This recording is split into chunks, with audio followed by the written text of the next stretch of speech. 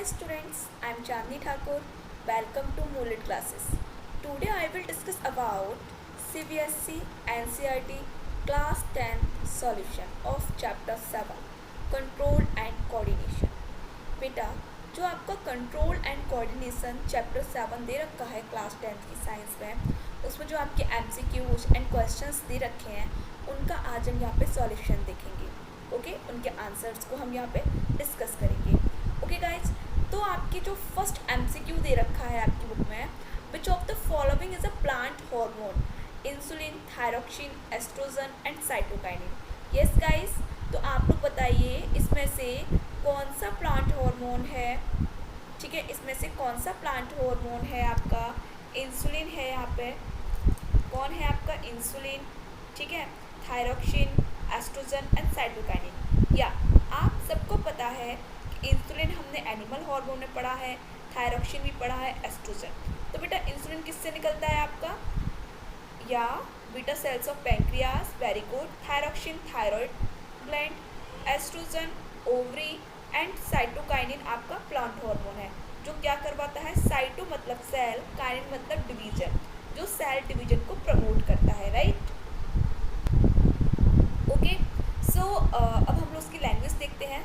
Cytokinin is a plant hormone which is responsible for sale division, जो क्या करवाता है बेटा? सेल डिवीजन करवाता है।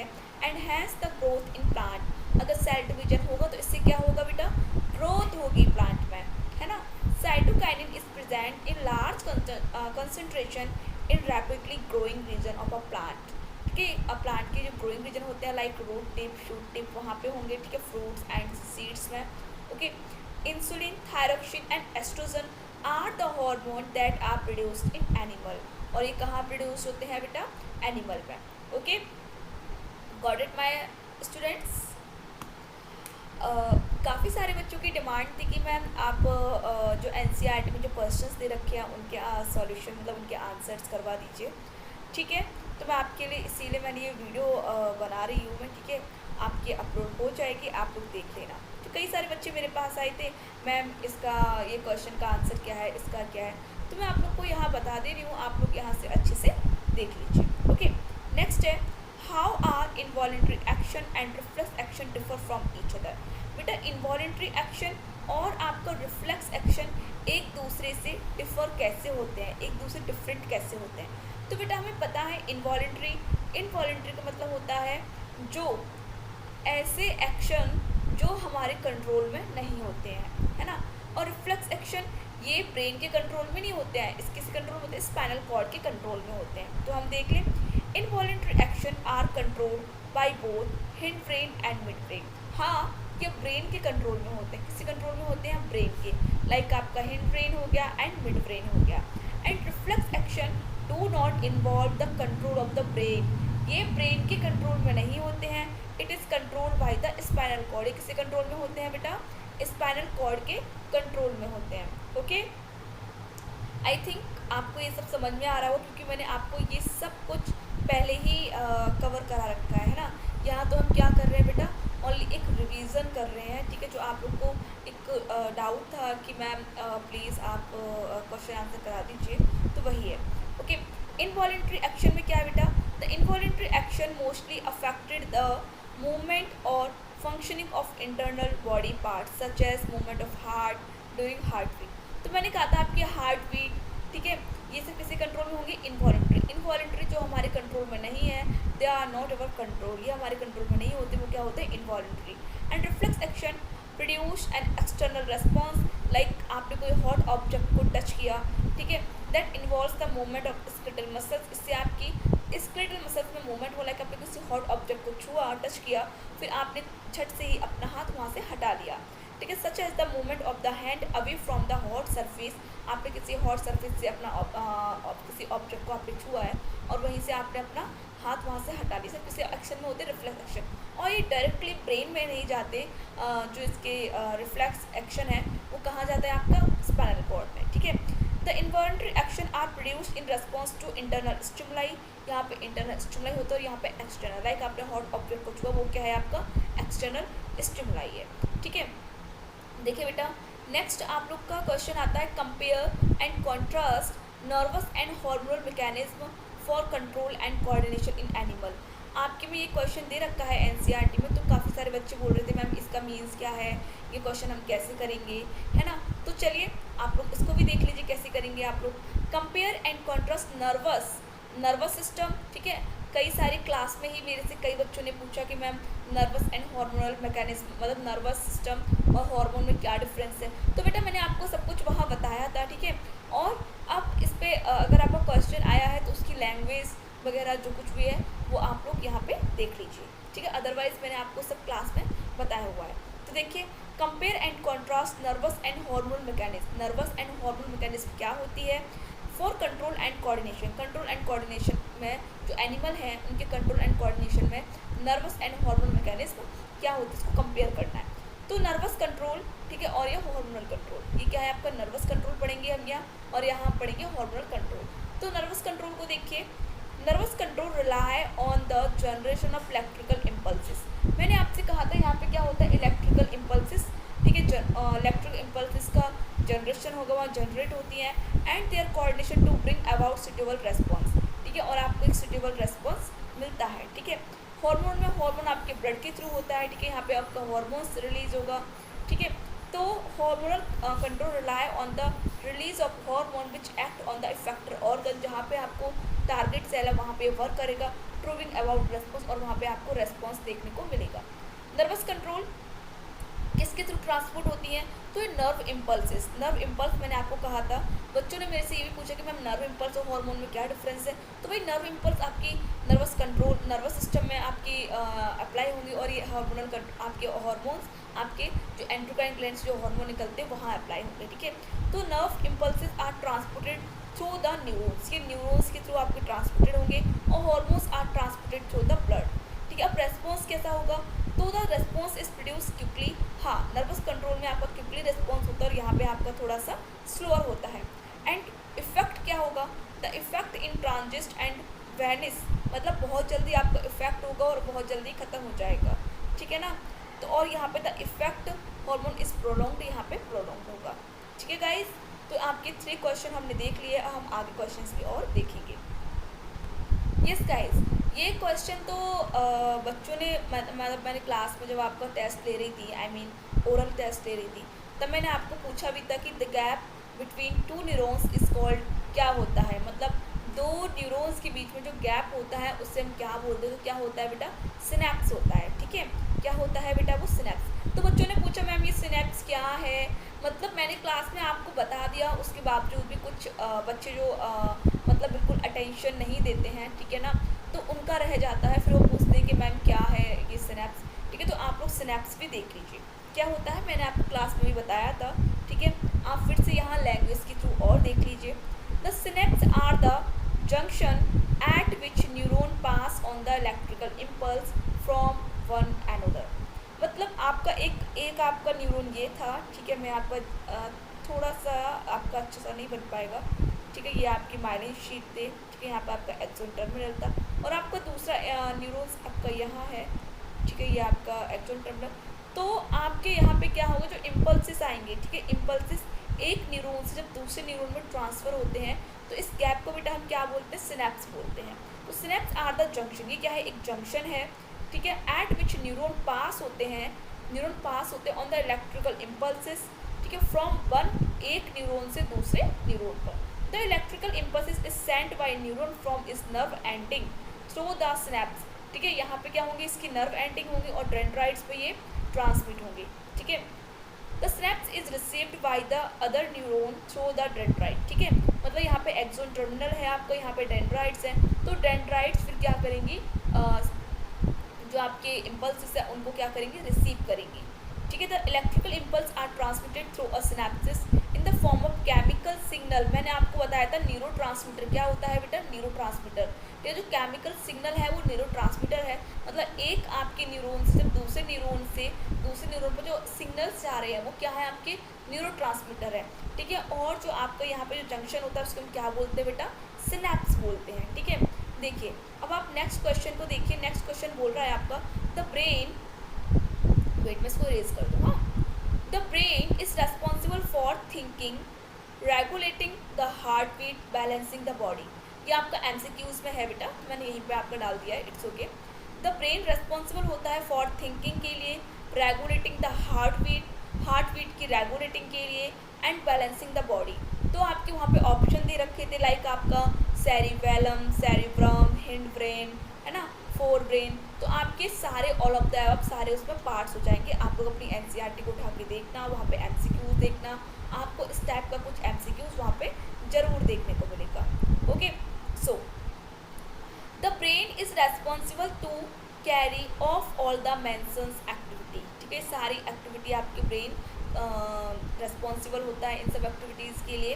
सेरिब्रम क्या है? Cerebrum present in the fore brain, ये आपकी फोर ब्रेन प्रेजेंट होता है।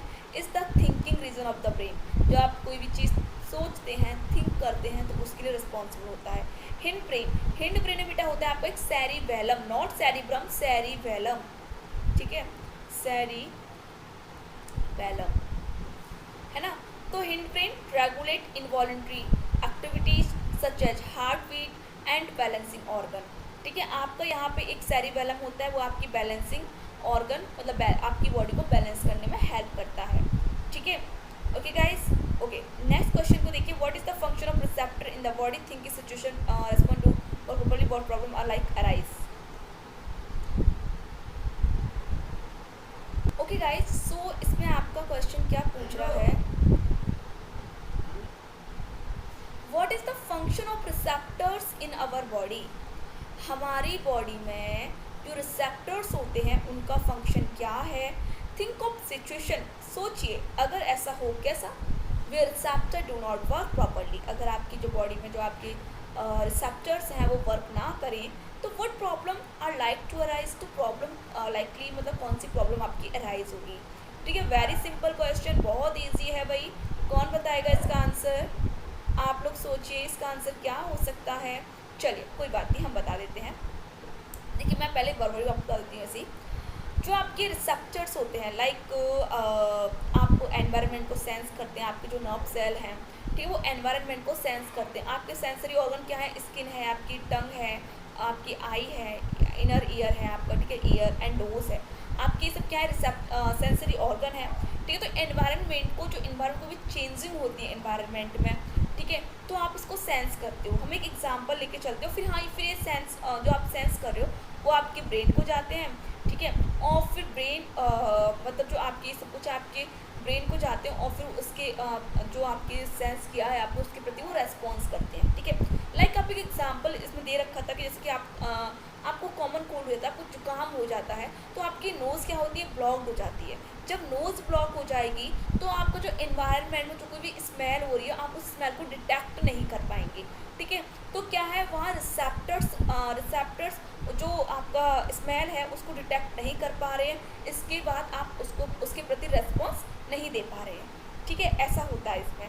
तो अगर आपके रिसेप्टर्स प्रॉपरली वर्क नहीं करेंगे तो एनवायरनमेंट जो कुछ भी चेंजिंग हो रही हैं आप उसके प्रति रेस्पॉन्ड नहीं कर पाएंगे।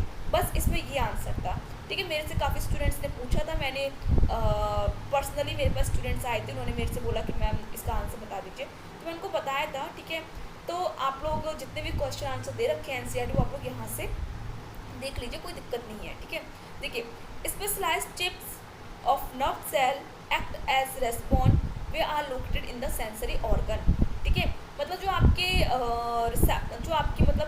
हम लोग रिसेप्टर्स, ठीक है, तो जो आपके रिसेप्टर्स है वो कहाँ पे होते हैं? आपके नर्व सेल। ठीक है, आपकी पूरी बॉडी, मैंने कहा था आपकी पूरी बॉडी में नर्व सेल है, तो नर्व सेल्स उन रिसेप्टर मतलब नर्व सेल क्या करती है? एक रिसेप्टर की तरह वर्क करती हैं, एक्ट एज लाइक रिसेप्टर।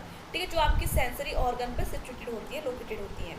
ठीक है, लाइक आपका देखिए स्किन, मैंने बोला स्किन, टंग, ठीक है, आपकी रेटिना ऑफ द आई, ठीक है, इनर ईयर एंड नोज, ये सब क्या है? आपकी सेंसरी ऑर्गन है। Receptor sense the changing in the environment, जो आपके एनवायरनमेंट जो चेंजिंग हो रहा है रिसेप्टर को सेंस करते हैं, एंड जनरेट एंड इम्पल्सिस, ठीक है, और इम्पल्स को जनरेट करते हैं, विच इज ट्रांसमिटेड, जो ट्रांसमिट होता है सेंट्रल नर्वस सिस्टम आपके ब्रेन को टू जनरेट रेस्पॉन्स, और ये क्या करते हैं? रेस्पॉन्स को जनरेट करते हैं। मैंने यहीं से बोला आपको। व्हेन वी फॉल सिक, जब हम बीमार हो जाते हैं, लाइक आपको कॉमन कोल्ड हो जाए, जुकाम हो जाए, अवर नोज ऑफन गेट ब्लॉक्ड, हमारी नोज ब्लॉक हो जाती है। ड्यू टू दिस ब्लॉकेज, इस ब्लॉकेज के कारण द ओल्फैक्टरी रिसेप्टर रिसेप्टर्स होते हैं आपकी नोज़ के लिए, ठीक है, वो उस स्मेल, जो आपकी स्मेल है आपके आसपास, उसको डिटेक्ट नहीं कर पाएगी। तो क्या हो जाएगा, thus we can not smell anything if our smell receptor do not work well, ठीक है। अगर आपके रिसेप्टर और फैक्ट रिसेप्टर वर्क नहीं कर पा रहे हैं तो क्या होगा, आप कुछ भी सेंस नहीं कर पाएंगे, ठीक है। तो यही है, if receptor do not work properly we can't respond to external stimuli. अगर हमारे रिसेप्टर वर्क नहीं करेंगे अच्छे से तो हम जो बाहर जो हो रहा है उसको रेस्पॉन्स नहीं दे पाएंगे, उसको सेंस नहीं कर पाएंगे। This might lead to us to dangerous situation, ये हमारे लिए बहुत डेंजरस सिचुएशन हो जाती है। As burning of hands if we can't sense heat from a flame. अगर आपका हाथ जल जाएगा तो आप जो फ्लेम से जो आप जले हो उससे आपको कोई भी हीट का सेंस नहीं होगा। ये सब लिखा हुआ है, ठीक है। चलिए आप एक बार नोट कर लीजिए इसे, जिसको भी प्रॉब्लम आ रही थी वो एक बार नोट कर ले इसे बेटा, ठीक है। अब आपका नेक्स्ट दे रखा है, draw the structure of neuron and explain its function. आपको वेरी वेरी इंपॉर्टेंट बेटा, वेरी वेरी इंपॉर्टेंट, ठीक है। आपको अपने न्यूरॉन का स्ट्रक्चर ड्रॉ करना है और उसका जो फंक्शन है उसको आपको एक्सप्लेन करना है, ठीक है। ओके, तो देखिए बेटा, ये है आपका स्ट्रक्चर ऑफ न्यूरॉन, ठीक है। इसको हम एक्सप्लेन कर देते हैं एक बार। ओके ओके गाइस, तो ये देखिए, ये होती हैं आपकी डेंड्राइट्स, ठीक है, जो आपके किसी भी स्टिमुलाई को सेंस करती हैं, ठीक है। ये आपके इसके अंदर होते हैं बेटा निसिल्स ग्रेन्यूल्स एंड इसके अंदर न्यूक्लियस है। ये आपकी पूरी क्या होती है बेटा, सेल बॉडी होती है। ये आपका पूरा एक्सोन होता है। ये क्या होता है बेटा, आपका पूरा एक्सोन होता है। और इस पर क्या होती है, लाइक आपका एक्सोन ये है, ठीक है, ये आपका एक्सोन है। इस पर क्या होंगी, आपकी श्वान सेल होती हैं। क्या होती हैं, श्वान सेल होती हैं, ठीक है। और श्वान सेल की जो आपकी गैप दिख रहा है आपको, उसको हम बोलते हैं नोड ऑफ फ्रैंकवियर, ठीक है। यहाँ पे आपकी माइलिन शीट होती है, सॉरी बेटा माइलिन शीट होती है। और इसमें आपकी क्या होती है, श्वान सेल होती है। वेरी रियली सॉरी, आपकी माइलिन शीट होती है, यहाँ पे क्या होती है, आपकी श्वान सेल होती है। मैंने आपको बताया हुआ है, अगर मैंने यहाँ थोड़ा सा बोलने में मिस्टेक है तो मैंने आपको बताया हुआ है, ठीक है, क्लास में। Okay, a neuron is the structure and functional unit of nervous system. It is responsible for the transmission of electrical impulses. ये रेस्पॉन्सिबल होती है इलेक्ट्रिकल इम्पल्सेस को ट्रांसमिशन करने में। और न्यूरॉन और नर्व सेल हैज़ 3 कंपोनेंट, इसके 3 कंपोनेंट होते हैं। फर्स्ट वन इज बेटा cell body, second one is बेटा dendrites and third one is बेटा एक्सोन, राइट। यही होते हैं आपके। Okay good my students. So cell body क्या होता है बेटा, ये it is irregular and contain cytoplasm. इसके पास क्या, तो इरेगुलर है ना आपका, इस टाइप से, ठीक है। ये आपकी डेंड्राइट्स तो आपका इस टाइप से बना हुआ था ये, ठीक है। तो ये क्या, इट इज़ इरेगुलर होता है, कंटेन साइटोप्लाज्म, इसके अंदर साइटोप्लाज्म होता है। एंड सर्टेन ग्रेन्यूल्स, ठीक है, इसके अंदर ग्रेन्यूलर होते हैं, ग्रेन्यूलर बॉडीज होते हैं, ग्रेन्यूल्स होते हैं, ग्रेन्यूलर बॉडीज होती हैं। इनको हम क्या बोलते हैं, निसेल्स ग्रेन्यूल्स बोलते हैं। Dendrites are tree like projection arising from the body of the neurons, ठीक है, दैट रिसीव मैसेज को रिसीव करते from other neurons and allow the transmission of message to the cell body. और फिर सेल बॉडी को ये जो message है उसको ट्रांसमिट करते हैं। एक्सोन क्या, it is a long cylinder projection of a nerve cell that carries electrical impulse from the cell body to the axon terminal, ठीक है गाइस। चलिए जल्दी से नेक्स्ट क्वेश्चन को देख लीजिए, क्योंकि आपकी 18 मिनट हो गए, मुझे ओनली 20 मिनट्स का ये आपका ओनली लेक्चर लेना है, ठीक है। देखिए, how does phototropism occur in plant.